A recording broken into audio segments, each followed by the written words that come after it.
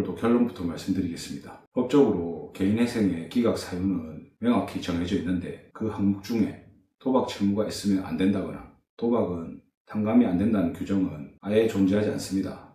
도박빚 1억 정말 개인회생이 될까요? 안녕하세요. 여러분의 무거운 마음을 잘 아는 20년차 법률 실무 전문가입니다. 저 역시 한때는 감당할 수 없는 채무로 밤잠을 설쳐갖고 직접 개인회생이라는 긴 터널을 지나온 경험이 있기에 지금 이 영상을 클릭하신 여러분의 손떨림과 막막함을 누구보다 깊이 이해하고 있습니다. 도박빚은 무조건 탕감이 안 된다, 전부 다 갚아야 한다, 그런 말들을 듣고 절망하고 계신 건 아닌지 모르겠습니다.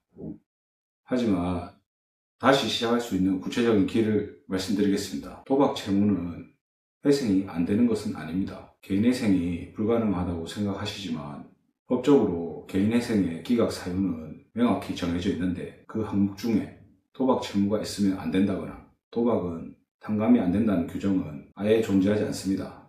다만 법원에서는 도박 채무자가 채무가 큰 경우 성실하게 이행하지 않을 것이라고 판단하여 기각을 결정하는 경우가 있습니다. 이는 도박 그 자체가 불법이라서기보다 개인회생 제도를 악용하는 것이 아닌지 살펴보는 추상적인 규정을 적용하는 것입니다. 즉 법리적으로는 도박빚도 탕감이 얼마든지 가능하며 실제로 탕감하는 사례도 굉장히 많습니다.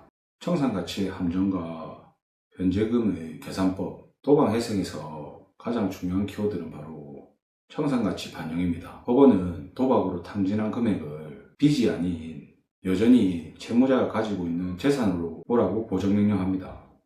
이를 청산가치에 반영한다라고 표현하는데 개인회생을 하려면 본인이 가진 재산보다 더 많은 금액을 갚아야 한다는 원칙 때문입니다. 예를 들어서 도박빚이 5천만 원이 있고 일반 빚이 5천만 원이 있다고 가정하겠습니다. 실제 채무자의 재산은 2천만 원인 채무자가 있다고 가정해 보겠습니다. 법원은 도박에 쓴 5천만 원과 재산을 합쳐가지고 이 사람의 청산가치를 총 7천만 원으로 잡습니다. 만약 이분의 월 소득이 300만 원이고 최저생계비를 제외한 가용소득이 157만 원이라면 36개월 동안 갚아도 약 5,600만 원밖에 갚지 못하게 됩니다. 이렇게 되면 청산가치 7천만 원에 못 미치게 됩니다. 이럴 때는 변제기간을 늘리거나 최대 60개월까지 변제계획안을 작성해서라도 청산가치 이상을 변제해야만 회생 절차가 진행됩니다. 현장에서 수많은 사건을 처리하면서 깨달은 도박 회생 성공의 결정적 열쇠는 바로 도박을 끊는다는 의지입니다. 이것을 법원에 소명해야 되는데 결정적으로 도박 중단의 증거를 제출하면 좋습니다. 개인회생 신청 전에는 적어도 최근 6개월 통장 내역에 도박의 흔적이 없어야 합니다. 법원은 회생제도를 악용하는 것으로 생각해서 기각하는 경우가 많습니다. 또한 도박을 한 지 얼마 안 돼서 바로 회생을 신청하며 법원은 제도를 악용하는 것으로 보아서 기각할 확률이 매우 높습니다. 회생을 신청하는 경우에는 단순히 다시는 안 하겠다는 말뿐인 반성문보다는 전문 치료기관에 방문해서 상담을 받고 치료받은 내역을 적극적으로 법원에 제출해서 회생위원들을 설득해서 탕감을 받는 것이 훨씬 유리합니다. 또한 주의해야 할 점은 대출을 받은 직후에 바로 도박을 하고 회생을 신청하는 경우입니다.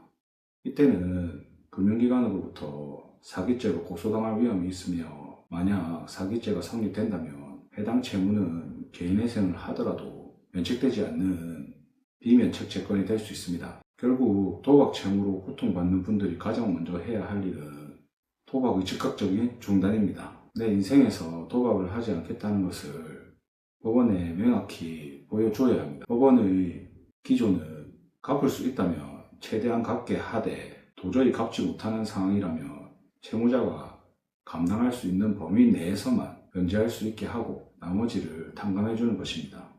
지역마다 혹은 법원마다 성향이나 생계비 인정 기준이 조금씩 다를 수 있지만 본질은 같습니다. 여러분이 과거에 저지른 실수가 인생 전체의 실패가 되도록 내버려 두지 마십시오. 후회에 매몰되어 있기보다 오늘 내딛는 단 한 걸음의 용기가 여러분의 10년 뒤를 바꿀 것입니다.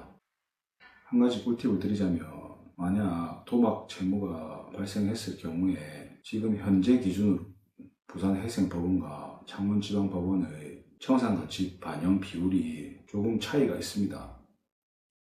이 부분은 여기서는 말씀드릴 수가 없고 실제 상담을 통해서 말씀드리도록 하겠습니다. 오늘도 긴 영상 봐주셔서 감사합니다.